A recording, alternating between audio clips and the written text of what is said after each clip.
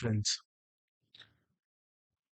It gives me immense pleasure to invite Aarti Tank to deliver today's Professor M. Ananthakrishnan Endowment Memorial Lecture. Uh, Professor Ananthakrishnan has been our trustee and he had played a key role in establishing Roja Muthiah Library. Apart from being an educationalist, he also devised some of the interesting ideas for government of Tamil Nadu to implement its higher education policy. People talk about excellent GER ratio of Tamil Nadu, and this excellent GER ratio is essentially a result of Professor Ananthakrishnan's recommendation. And Professor Ananthakrishnan's key recommendation was that there should not be entry barrier for higher education.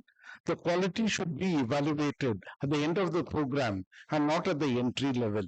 That was a key aspect of his recommendation, which actually transformed the GER situation of the state. And we are fortunate to have him as a trustee. And this endowment was created from his personal contribution. And we are thankful for him for creating this endowment.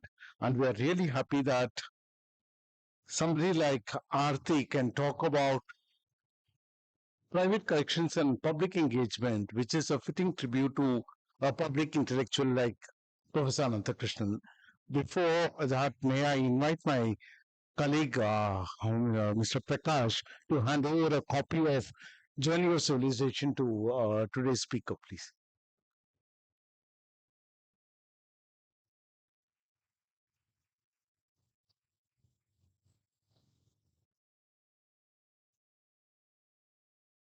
May I ask Anita Pottankulam, Director, Culture at Dakshin Chitra Museum, to introduce today's speaker as well as today's talk.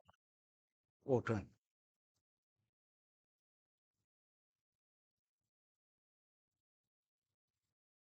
Aarti, why don't you start? I won't take too long, but maybe you can have a seat. Yeah. So, just a warm welcome to all of you. This is the first of the joint lectures that we're doing with the Roja Muthiah Research Library. Well, as a library and a museum, it might appear that both of us deal with the past, and therefore there's a fitting connection. But it isn't only about that. Really, the connection between Roja Muthiah Research Library and Dakshin Chitra is about the joint is the concern of about culture. And culture is by, for, and of the people. And if we live our lives isolated from culture, it would die.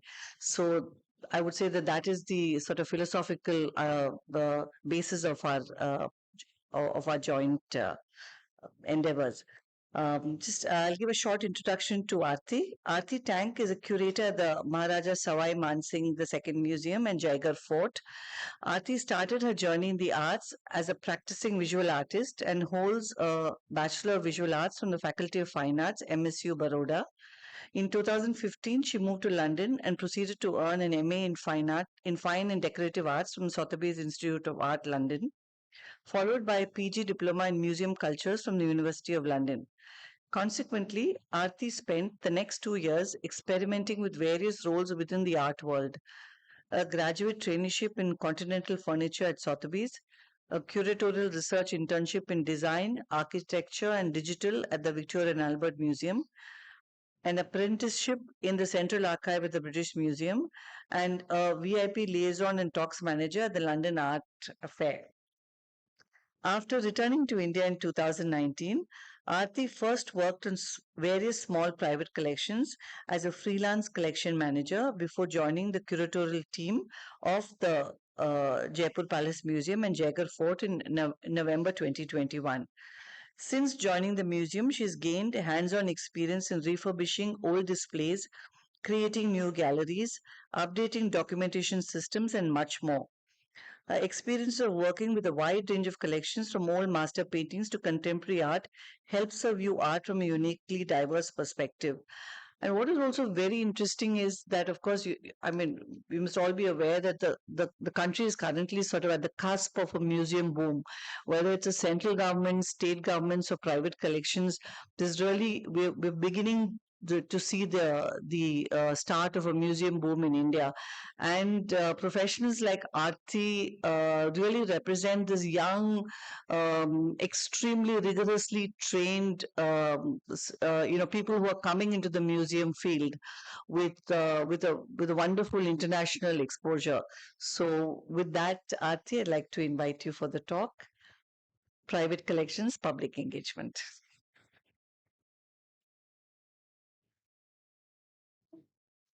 Good evening, everyone. I would like to start by thanking the Roja Library for organizing this, and Anita and Dakshin Chitra for actually putting it all together and conceptualizing this as an idea.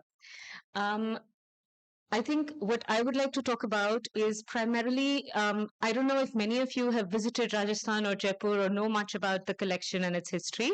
So I'll give you a brief overview of the city, the collection, and where we are with it curatorially, or how we envision it changing in the coming, say, 5 to 10 years, because we are currently in the process of refurbishing all of our galleries. So I think. Okay, so let's start with birth of a new city. Jaipur, although very historic, is technically a very young city in the grand scheme of the actually old Indian cities, which have been around for thousands of years. Jaipur only came about in 1727.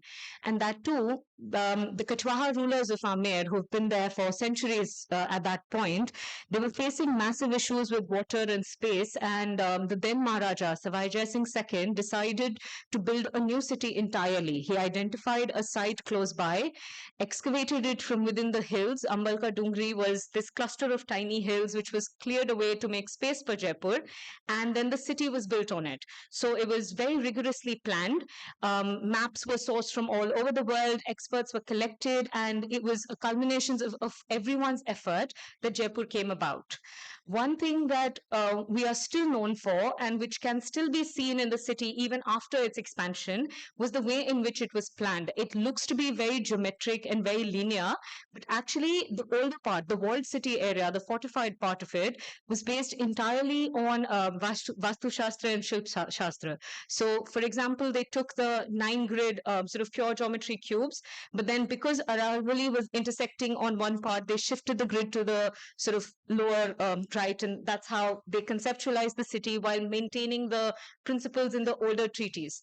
And that is something that stuck around even when Jaipur was expanded further with every consecutive Maharaja, to when the expansions of Jaipur was happening post independence, where in the part outside the walled city sort of suddenly boomed. And that's the Jaipur most people know today as opposed to this one. I want to talk to you more about the city palace in itself. It's actually the central 2 squares here, where you can see some form of the white buildings. That is the city palace area. It was originally envisioned to be in the very center of this new city and completely protected from all sides. It was meant to be a royal residence, and it has stayed as the primary sort of residence of the ruling Jaipur Maharaja since its inception. What is interesting is the way in which it was constructed. I mean, there is Vastu and all of that, but what it is more sort of known for today is the various courtyards and structures within it. Jaipur had multiple courtyards. So like you can see here, I'm sorry, I'm not going to read that, but yeah. So all of these interconnected courtyards gave them a lot of privacy even while being in the center of the city, and they created separate spaces from what was a courtyard where the Maharaja actually lived, to where the public proceedings were happening, to where the offices were located, and so on and so forth. A large part of it is still retained by the family and has now been converted into a portion of it. The 4 courtyards have now been converted into a museum. What is most iconic about this palace is that although the core structure of the palace was done in one go by Sawai Singh in the early 18th century, every subsequent Maharaja added to it. So that means that our architectural style is actually immensely diverse. With every new Maharaja came a new change, either in decoration or a new building altogether. So although the spacing and the sort of proportions all seem to belong to the same era, the look absolutely does not. It spans all the way from early 18th to early 20th century. That's the span in which the palace itself developed alongside the city. So when we talk about the palace itself, one thing I would definitely encourage anyone who visits Jaipur to see is the variety in terms of architectural decoration that you will see. They took influences from the West, like you see in Chavinivas with the sort of arabesque pattern up top, or from the Mughals with the Sheesh Mahal pattern of the glass ceiling, or even in Shobhanivas, the sort of colorful with gold. It's actually imported merino glass from Venice that was brought in the 18th century just for this room. So they were basically very big on experimenting with different styles, putting it all together to create something which was very uniquely Jaipur, because nowhere else would they have been put together in that era. This was like part of these are the rooms that were there originally. Now, with every century, they added to it. So, for example, the one on the top left there, that's Mubarak Mahal. That's an Indo-Saracenic building added out of the blue in 1902 to be a royal guest house for visiting European delegates. It's in a completely different style, which does not match the palace on like prima facie, but now it belongs to it and it's become part of its identity. Similarly, the four seasonal gates are very, very iconic and sort of is something that every Jaipur visitor associates with the palace, but actually they weren't part of the original design. Pratap Singh added them about a century after Jaipur was made. Pratap Singh is the guy who built Hawa Mahal, right? So there are tons of it. Like, for example, Jaipur was not always pink. It was made pink to welcome Edward VII to the city because Ram Singh was like, oh, what do I do to welcome it? So Jaipur as a city evolved a lot with time, and so did our palace, and so did our collection. The reason why this architectural journey is important is because a lot of our collections draw inspiration from the different changes as well. Coming to the museum, this is sort of the surface area that now belongs to the museum. Anything outside of it, even though it might be royal property, it is not under the sort of under the jurisdiction or under maintenance by the museum or by the team. So this is what I meant by 4 courtyards out of the 7 now form the museum. With multiple entry points and multiple different galleries all around. Now, the museum itself did not start in its current state from the get-go. It actually grew over time as well. They started with 1 or 2 galleries and then expanded to 4, and then major rebranding happened in like early 1970s, wherein proper name, a proper trust was established, and proper protocols were set into place and all of that. In terms of collection, okay, I'll try to be as brief and as quick about it because this is a topic I go on endlessly. I will talk to you primarily about the major facets of collecting. There are objects outside of this as well, but then that would make this talk about 30 hours instead of 40 minutes. So I'll start with manuscripts and paintings, which forms a large majority of our collection because Jaipur as a city was built in a very well planned way, and the administration of the city was also very well planned. There were 36 departments or 36 karkhanas that were responsible for maintaining, governing, and growing the city and serving its population and all of it. And one of them was Surat Khana. Surat Khana was a department dedicated to painting. So they made paintings, they taught painting, they collected paintings from other sources and copied their techniques and grew their sort of skills from it. So it was a very important department, which is why our painting collection is very diverse and very big. Now, so we start with like our collection starts with having a few of those Mughal masterpieces originating from the Mughal court, which sort of traveled to Jaipur through the route of Amer, through Mansingh and all, and then they ended up in Jaipur, Surat Khana, and the artists copying those. But then we also have artists experimenting with different styles throughout. So, for example, we have a beautiful collection of ethnographic drawings which talk about the daily court life in Jaipur. We have an enormous collection of mythological paintings from the Devi Mahamatya series to the Puranic series to Ragmalas. Anything mythological has been done to the end at Surat Khana at like the secondary phase, but then they were also very good with making large-scale maps, which talk a lot about. So, for example, that map there is a circa 1700 map of Surat, and all the boats carry flags of various European trading ports from Netherlands to Portugal to France, and that shows how well India was trading at that point. So the Maharajas were actually collecting all that information, giving it to their artists and getting it visually transcribed, which is why this department was very, very important because it recorded every piece of information coming in. Curatorially, we look at it in, I mean, from the older display to the newer display, there were three major changes. We sort of looked into where the influences were coming from much more seriously. That's the opening of our gallery now, talks about the stronger Mughal influence in the Jaipur school as compared to the other sort of Rajasthani miniature schools, which were more inspired by local Indian styles. Even Deccan painting, you can see very close ties to them in other Rajput schools, but not in Jaipur. Jaipur is very closely tied to Mughal miniature, and that's because they were actually getting masterpieces and copying it. And this was happening up to 200 years after the original was made. So there is a section where we delve into this in much more detail and figure out where these connections were formulated, how they were nurtured, and how that changed the visual language of Jaipur artists over a period of a couple of centuries.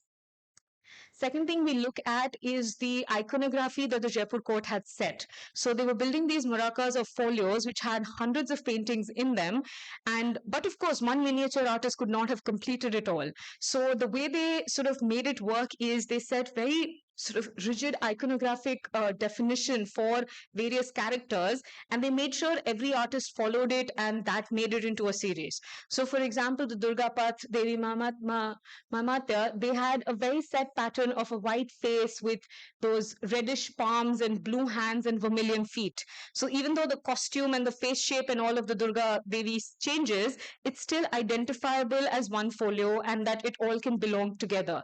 This was possible because of the strict sort of governorship that was happening in Surat Khana, where everything could be regulated and brought together in a more systematic manner, as opposed to each artist working individually. Another important part of the painting collection that we now look at is the process itself. So we have sections dedicated to, I'm sorry, I don't have an image of it, but we have sections dedicated to the entire process of Indian miniature painting, from making colors out of stone, to preparing the Vasli paper, to preparing the paint brushes, mixing the gauze, to burnishing the painting with agate and all of it, and then finally doing the embellishments in gold and silver. The entire process of it is something we ended up looking into very deeply, documenting it, and actually putting the process on display at the center of our gallery, because without this process, the miniatures won't exist. And most of the viewers end up not realizing the process when they view these artworks. So that was a sort of shift from the older to the newer style. The second big part of our collection, which now sort of merges with our painting gallery, is photography. So we now have a combined gallery for painting and photography, which shows a transition in tastes, wherein up till the 19th century, you had a very strong painting tradition. 19th century brings in more Western influences, influxes of oil painting and all start happening, and you start seeing things like foreshortening and perspective coming into Indian miniature, which didn't exist, right? And then that transitions into photography. Photography was actually spearheaded in Jaipur by one person, and that was Maharaja Sawai Singh II. He loved experimenting with the mediums, and his collection of glass negatives actually forms a bulk of our collection. So we have later images from sort of his son Madhu Singh II, or even Man Singh, who has a much bigger presence in photography. But the most interesting part of our collection actually comes from the lens of Ram Singh himself, because that sort of shows us what court life in 19th century Jaipur was, who he was meeting, who were the people around him, how they were dressing, what their forms of recreation were, all of it. He was also the man who sort of reinvigorated the Gunijan Khana in Jaipur and all of it. So a very creative Maharaja who had his own creative form of expression. So these are some of the glass negatives of Ram Singh himself. So and these are sort of the three major categories in which he photographed as well. So first was self-portraits. He has taken way more self-portraits of himself. Like if we think selfies are a new thing, they are absolutely not. We have nothing on Ram Singh II. And even in his self-portraits, he was telling a story. Like, for example, of him as a Shaivite, it is because everyone in Jaipur historically has been a Vaishnavite. Govind Dev was the patron deity of Jaipur, and everyone worshipped Krishna. He was the outlier. He was the only Shaivite king Jaipur has ever had. So even his self-portraits were very thought-provoking and very sort of challenging the status quo in every single way. So that collection is very interesting in the way that he viewed himself as sort of opposed to the world, that this is me, this is the world, and that's sort of a barrier that he was creating. The second category is the portraits he did of aristocrats. Now, the ones he did of his own courtiers, like the one here, are very rigidly constructed. Right, this scene does not belong in the Indian visual language of 19th century. You have all Western furnishings and this one Indian figure sort of forcefully inserted in. And then he did a counterpart of it with the same sort of scene with Western dignitaries who were coming to visit him being photographed in. So when you view them together, it creates an interesting juxtaposition of using the same backdrop, same scene to photograph a Westerner and an Indian nobleman all together, and then literally keeping it all together and displaying it together leads to a very interesting debate in how his visual narrative was. I mean, the sort of narrative he was creating, it was forced, but also in a way very satirical, and how he was viewing and deconstructing these images. The third category, which I personally find the most interesting, is Rajputana. I'm sure, as you all know, lived in very strict parda. There was a very, very strict practice of parda. Women were not allowed to show their face other than their husbands, and especially the women in the zanana, which is the sort of female part of the palace, were very strictly regulated. No male over the age of 12 or 14 was allowed in other than the Maharaja. Even their sons had to leave the zanana after a certain age, and they could only meet their mothers in like very rigid circumstances and all of it. Here comes Ram Singh II, who photographed all the women in the zanana with their faces showing, and he had them pose in different sort of different ways. He had them wear costumes from all over India and creating these beautiful compositions with these women who you would think are very repressed and sort of locked away, but actually the photographs tell a different story. They make very confident and very bold poses and sort of have their own attitude attached to it. So they are very, very telling of the life at that point. But even in that, there were rules. Like if you wanted to do a couple portrait, a woman had to dress up as a man because no other man than the Maharaja could enter in. So, there's a sort of 2 and 4, but very, very interesting. Another thing that forms a big part of our collection is, for example, this photograph of Amer is from Lala Deen Dayal. Ram Singh was fond of photography. He experimented with it, but he also collected works of his contemporaries very avidly. So we have Lala Deen Dayal, Burn and Shepherd, all of them feature very prominently in our collection and our display. The last part of our photography collection is the photographs that sort of saw the change in power through the era of Man Singh II, because Man Singh was the one who went from monarchy to rebelling against the British, to gaining independence, to becoming a democracy, to surrendering all the powers that come with being a Maharaja. So the photographs that come from his era are very telling because they tell us the entire story of that time, and sometimes in a very beautiful and very important way, because like, for example, that photo there is him signing the state of Rajasthan to be part, state of Jaipur to be part of Rajputana, which then became Rajasthan. And then he became the first governor of Rajasthan. So that meant that the photographs that he took in that period are very telling of the political movement and the cultural movement at that time in our state.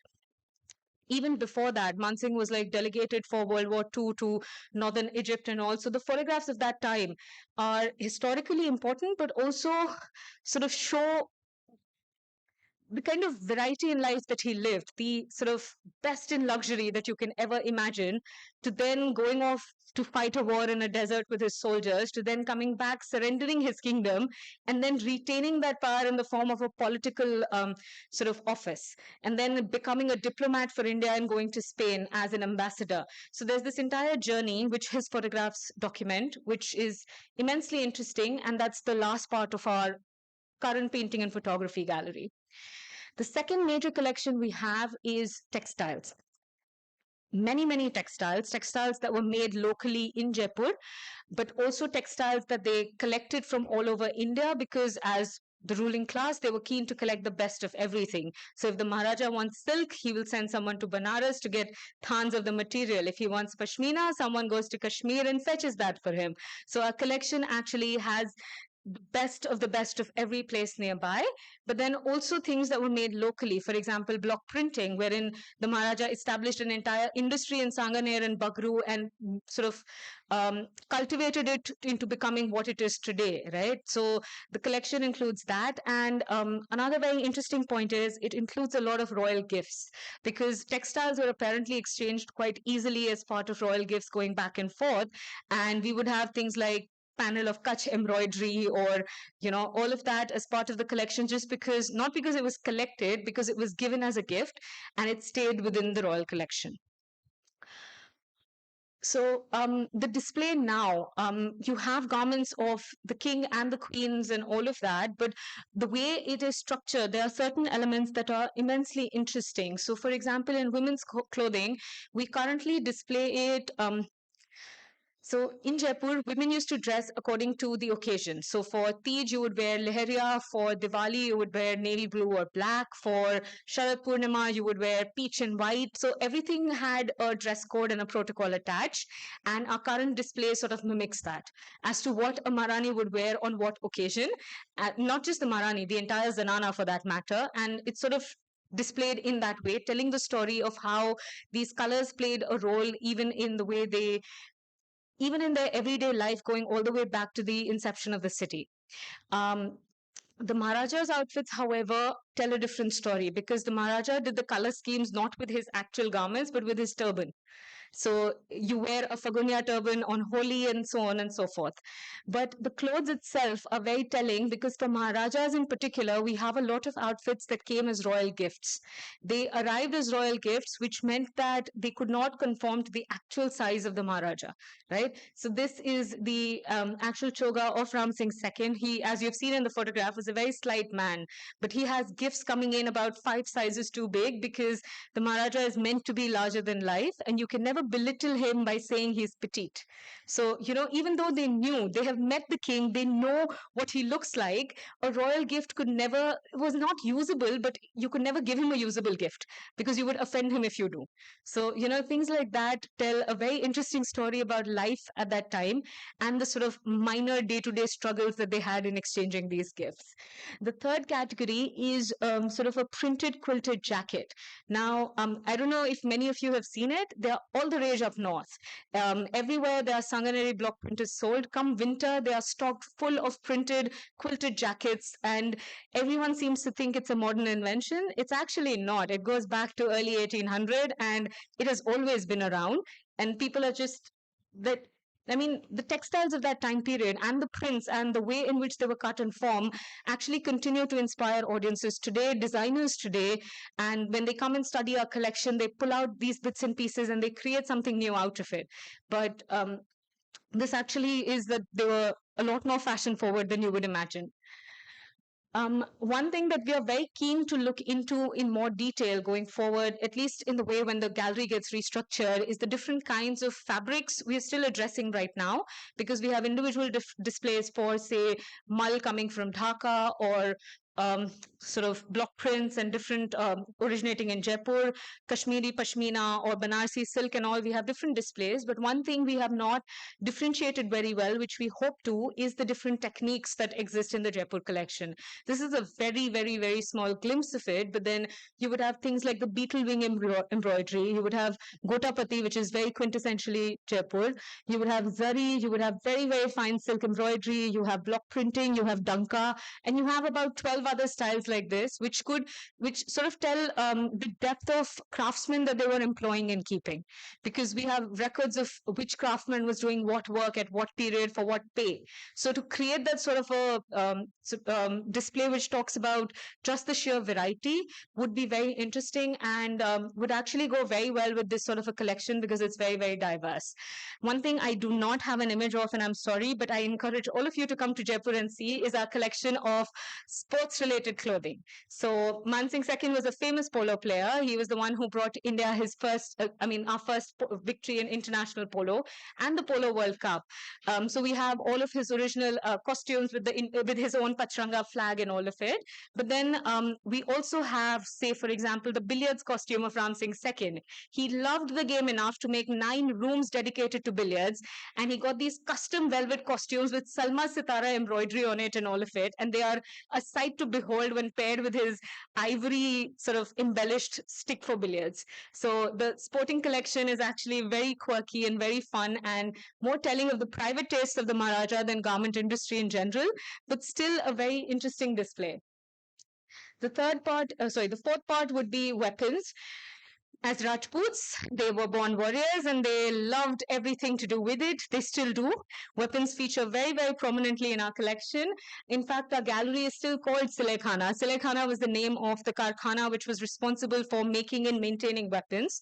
And currently, our display features a lot of ceremonial weapons, which are still brought out today for Shastra Puja and Dashera and all of it, but also weapons that were part of royal hunts and some pieces which were used for actual warfare, because those are not as interesting to see as opposed to the sort of grander, more visually appealing ones. And Ram Singh II introduced guns, but his son, Madhu Singh II, literally ran with it. So we have a lot of guns, from the ones that go on camel saddles to the ones that go on the walls of the forts and are like 8 feet long and all of it.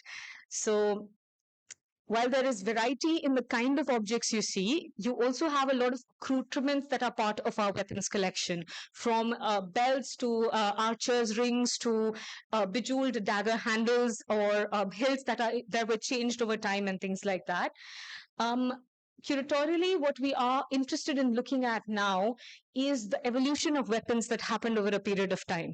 So Qatar is a very typical Rajput weapon, but it did not just stay as a Qatar. It evolved into a Kechi Qatar, and then once guns were introduced, into a Qatar with pistols attached to it. So they were not, it's not so much as reinventing the wheel for them. It's just that what more can we do? You know, for them, this was a big part of their day-to-day embellishment. They carried it every day with them. It was something that they experimented with a lot, and they took a lot of pride in the weapon they carried. So they developed a lot of it, and we have very rigid documentation of this as well.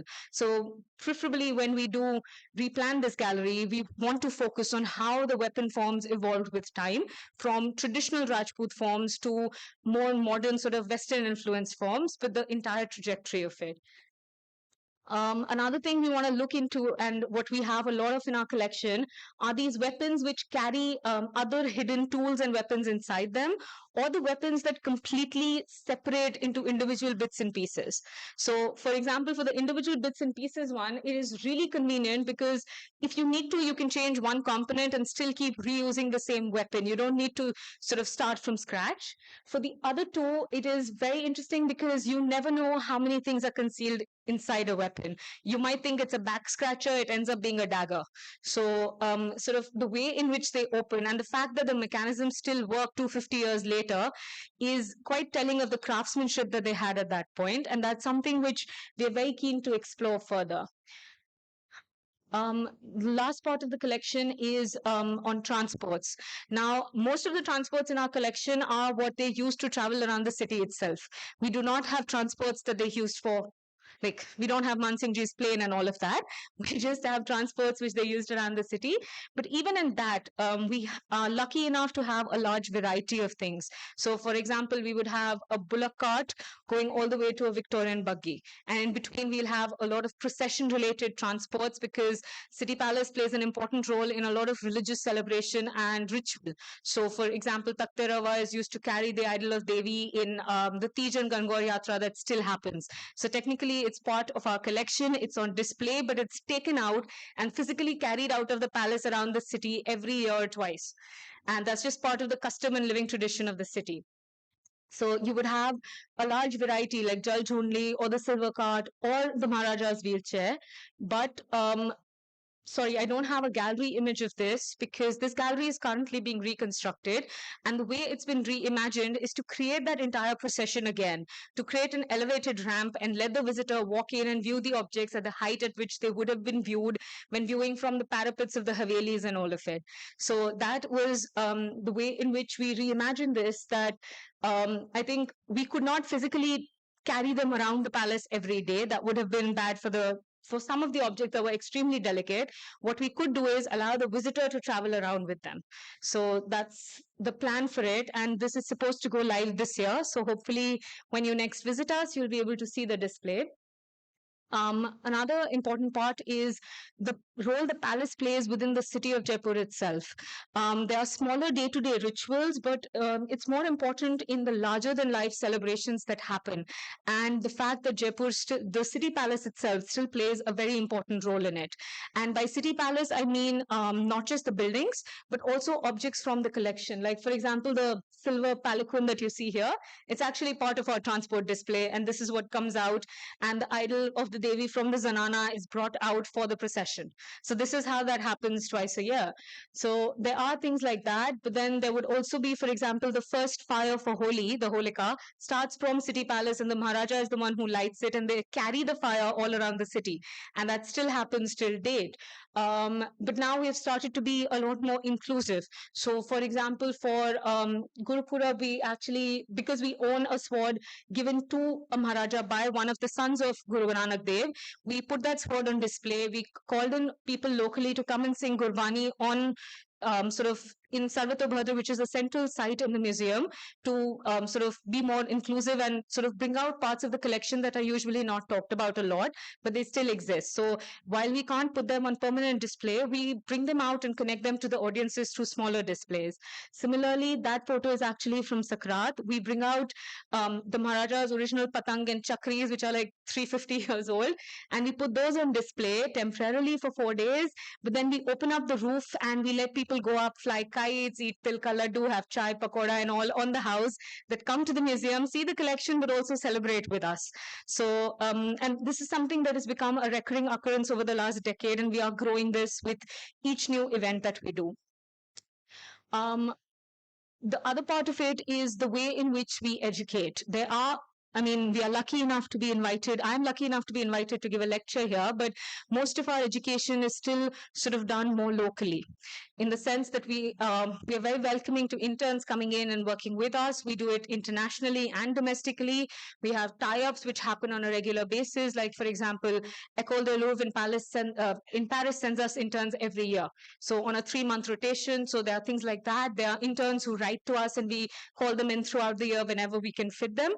But then there are also plans wherein we do summer camps for training on regional arts and crafts. We host the Far Se Par event for the national government with respect to NCRT publishing books in the pattern of Far painting and all of that, wherein there were 500 schools participating and we gave them our campus to do it, like sort of the entire palace to do it and things like that. And of late, we have also opened up to residencies and installations. So, for example, we are currently discussing with other institutions and other events to use the museum as a way to bring in more contemporary voices and influences in, be it in the form of an installation, a temporary display, or a readjustment of the current display through the eyes of a younger audience member. So these are things that we are hoping to expand on further going forward. We especially keen to stress more on residencies and contemporary displays, because that's something that had been missing for a long time and something we are very keen to add on.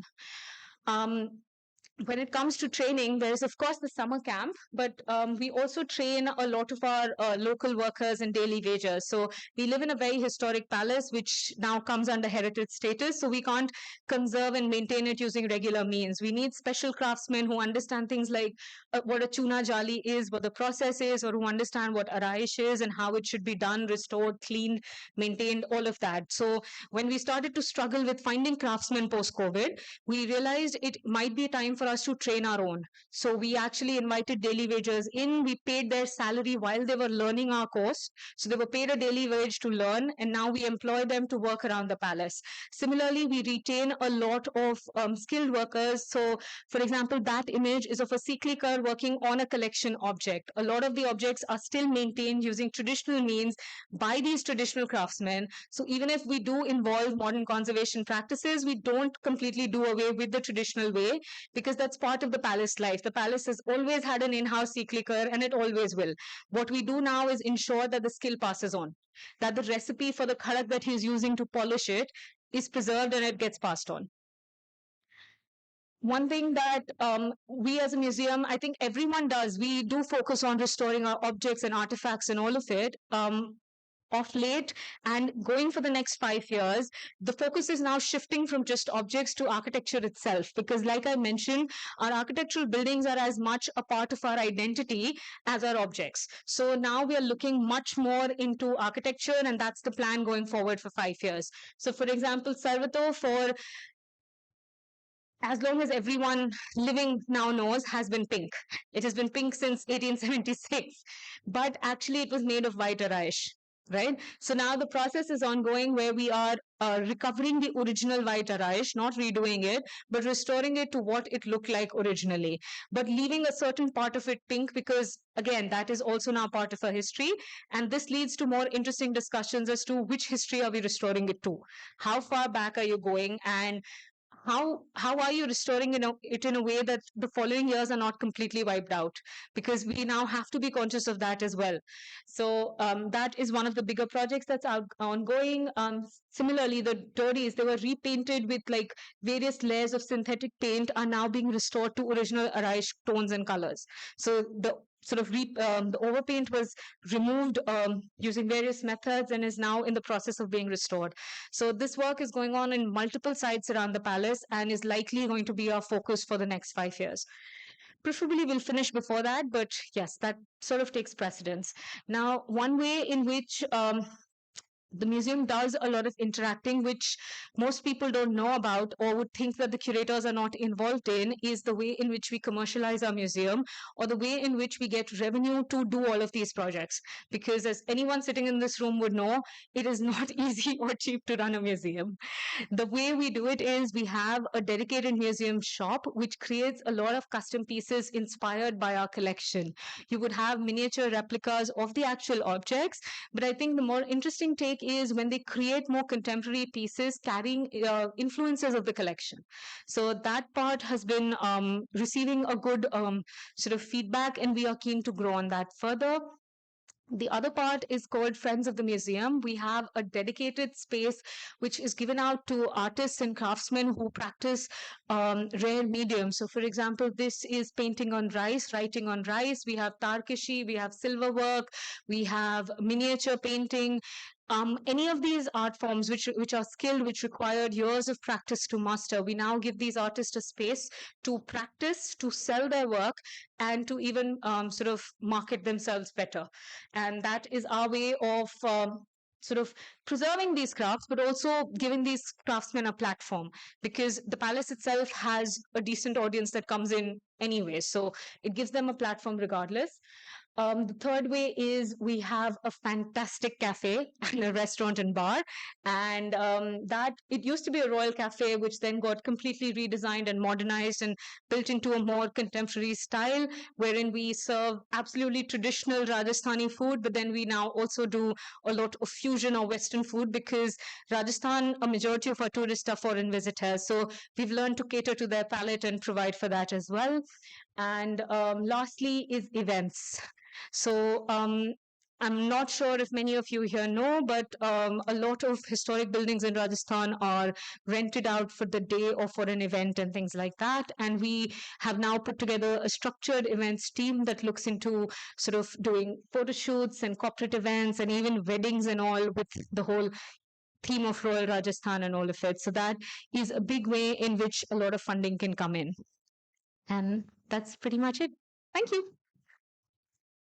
So thank you, Aarti, for this. Thanks for the really extensive talk and telling us about how you do the public engagement. We hope to have you back in the city soon for more. Sure. Thank you, everyone, for coming. Thank you.